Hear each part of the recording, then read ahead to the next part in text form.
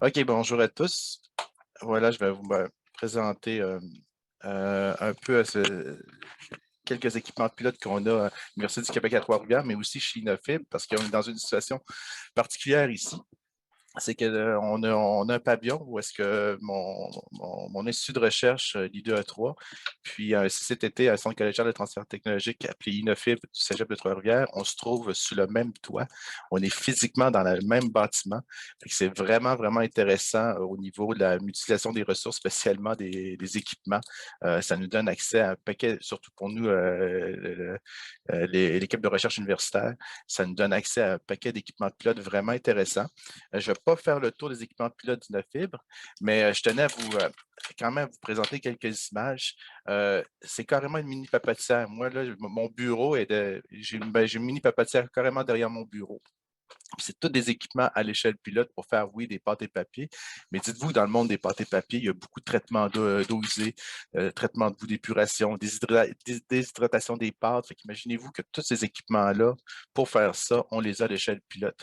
Là, je fais juste vous montrer deux images. On a deux grosses unités de pilotes de flottaison RD sous les DAF. Là.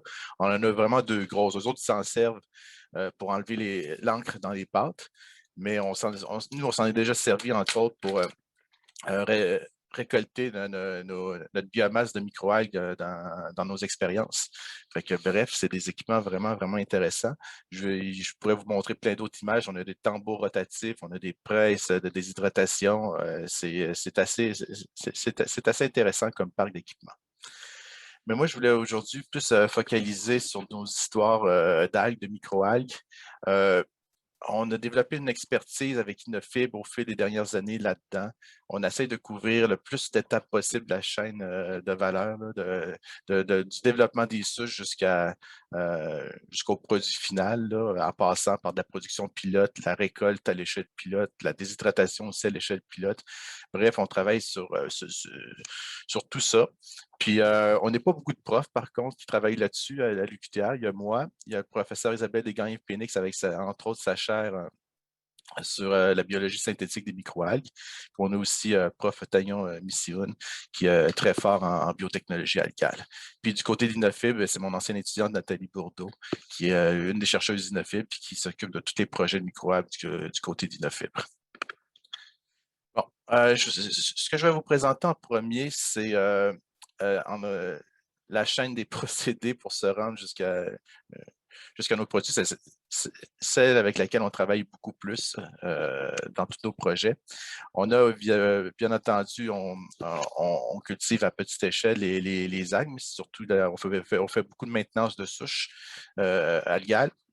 Là, c'est important pour si un jour vous vous lancez là-dedans, d'avoir différents laboratoires qui maintiennent vos souches actives au cas où vous auriez un crash de votre souche.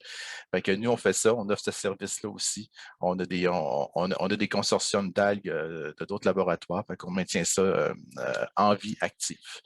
Puis, on a une série de réacteurs pour pouvoir les produire à une échelle qui va nous permettre d'inoculer des plus gros bassins.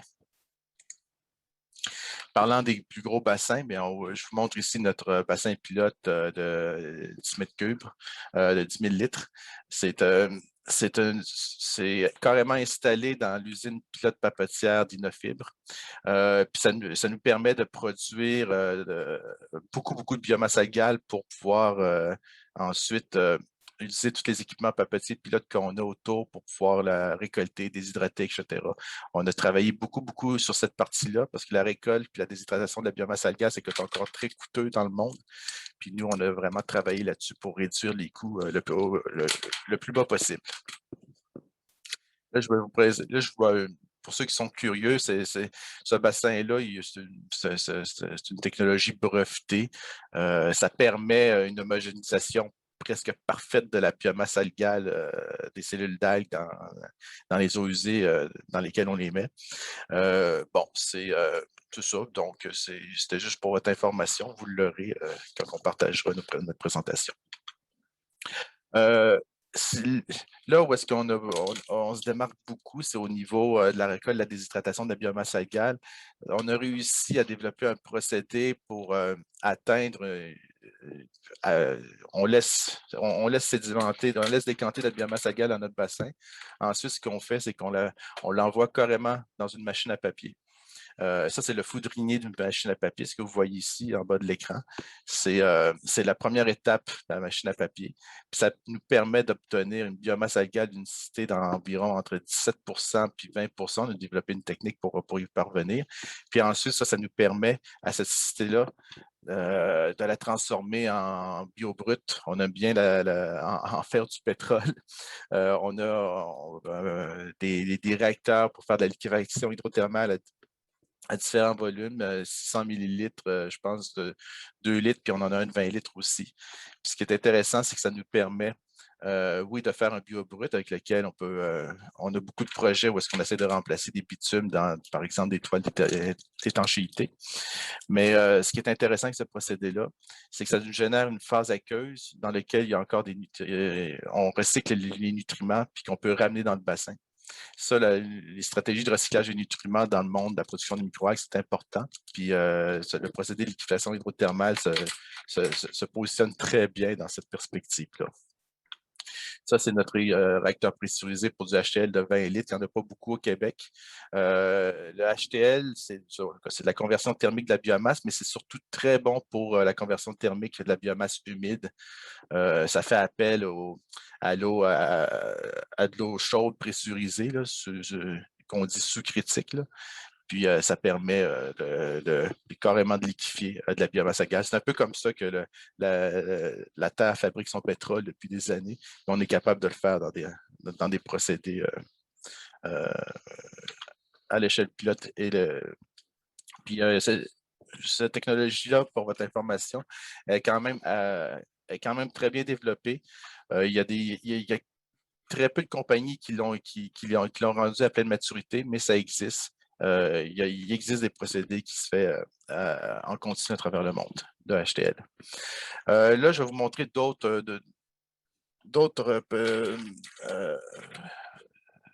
petits équipements qu'on a, mais qui sont intéressants.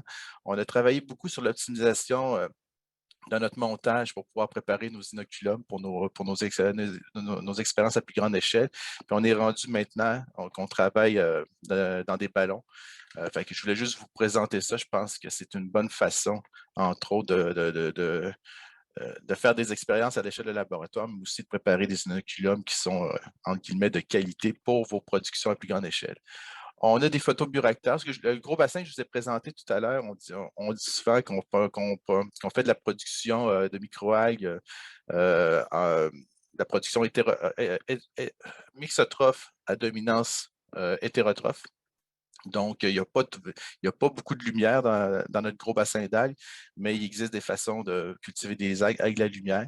Puis on les a. On a quelques photobioréacteurs pour faire ça. On en a des photobioréacteurs de 3,5 litres, dont on a aussi d'autres plus petits photobioréacteurs, mais bien adaptés pour pouvoir, entre autres, bien alimenter nos algues avec du CO2, mais spécialement des effluents gazeux industriels qu'on essaie de simuler. Comme par exemple, on travaille beaucoup de ces temps-ci. On travaille beaucoup. On a un gros projet avec la cimenterie McKinnis, fait qu'on essaie de simuler leurs effluents industriels pour faire croître nos microalgues. Ça, c'est un exemple de l'expérience qu'on fait. Puis en termes de photobioréacteurs, on en a deux actuellement, deux autres de 200 litres. C'est les Brightbox, c'est nos amis du Marine Research Station à Halifax, du NRC Halifax qui nous les ont prêtés. J'ai pris les photos à matin, j'ai cherché des photos, j'en avais pas, mais les tubes de lumière passent carrément dans le milieu de culture. Là. Okay, on les voit ici. Là. Il y en a plusieurs.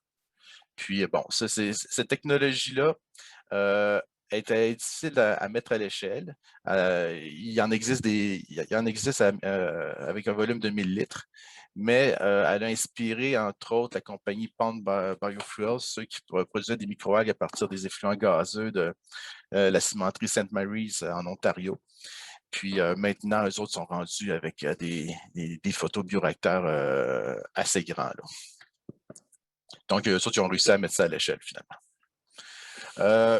quand je vous dis que, là, je vous ai présenté comme une façon de faire des produits à partir des microalgues avec la liquéfaction hydrothermale, mais on est aussi euh, dans d'autres produits. De ces temps-ci, on focalise beaucoup sur le mélange de la biomasse algale avec de la pâte cellulosique pour faire des produits thermoformés, des barquettes. Comme vous pouvez voir, ça c'est une barquette fabriquée avec de la spiruline, entre autres. Ici, ça, c'est pas des microalgues, c'est des algues marines. Mais bon, on travaille beaucoup là-dedans. Puis vous pouvez voir qu'on peut faire différents produits thermomouillés, incluant les fameux masques. Il y a plein de choses vraiment intéressantes.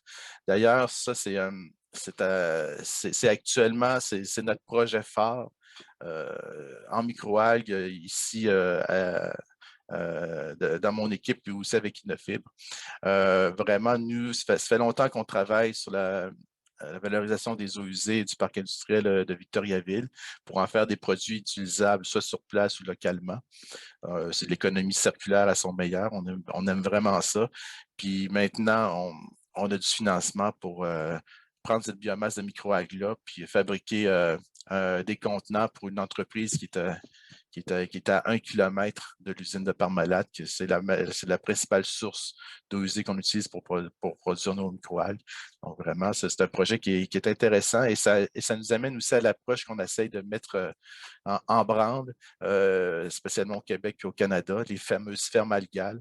On commence de plus en plus à en parler. Fait que ça, on espère qu'il va y avoir une effervescence sur ce sujet un jour. Puis on utilise beaucoup ces temps-ci le projet de zone d'innovation de Victoriaville, dans lequel moi je suis très impliqué, mais c'est ma chaire de recherche municipale est née avec cette zone-là. Puis le projet phare que je vais nous présenter, c'est le projet phare du terreau. C'est comme ça qu'on l'appelle maintenant, le projet de zone d'innovation en pratique circulaire de Victoriaville. Je veux juste terminer là-dessus, faire un petit peu de promotion d'un événement. Je vous ai montré on met les algues dans les microalgues puis les algues marines dans les emballages, mais là, ça fait longtemps que ça suscite l'intérêt de bien du monde à travers le monde. Puis Biomarine nous a demandé d'accueillir un de leurs gros événements cette année. Il va y avoir un gros événement là-dessus où est-ce qu'on va vraiment parler de ressources marines et de ressources forestières. On va essayer de faire le plus de liens ensemble. Donc, voilà. C'était ce que j'avais à dire. Merci.